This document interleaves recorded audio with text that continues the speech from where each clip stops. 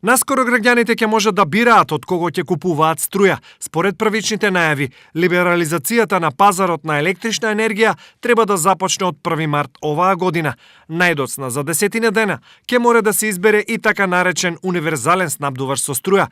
Изборот треба да биде помеѓу Евана снабдување и Елем Трейд. Двете компании ги исполнуваат условите, а од регулаторна најавуваат дека предност ќе има онаа компанија која ќе има најмала маржа на продавање, односно која ќе понуди најниска цена. Согласно Законот за енергетика, и двете компании што се заинтересирани да станат универзален снабдувач, ќе треба да формираат посебна компанија со цел да ги одвоиме регулираната од нерегулираната дејност.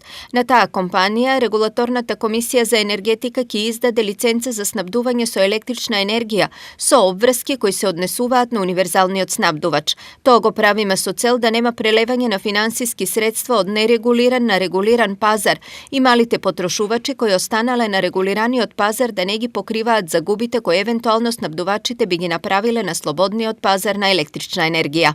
Информираат од Регулаторната комисија за енергетика. Граѓаните кои нема да изберат нов оператор по автоматизам ќе бидат превземени од универзалниот. По автоматизам, тие што се на регулиран пазар, си остануваат на регулиран пазар, нема обврска да известуваат, единствено доколку сакаат да го променат својот снабдувач, нивниот снабдувач во нивно име ќе започне постапка за промена на снабдувач и за тоа ќе треба да ја извести дистрибутивната компанија. Најавите за либерализација на пазарот на струја за граѓаните е вовед во надеж дека во иднина сметките ќе бидат помали. Кој има компании повеќе за струја и повеќе конкуренции, нормално дека ќе биде добро да избереш што е нешто поевтино.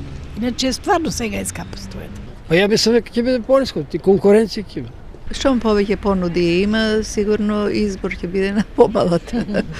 И така. Ќе плаќаме пониски сметки. Да, треба да се избереме ние и за пониски сметки да плаќаме. Стварно, сега е неиздржливо.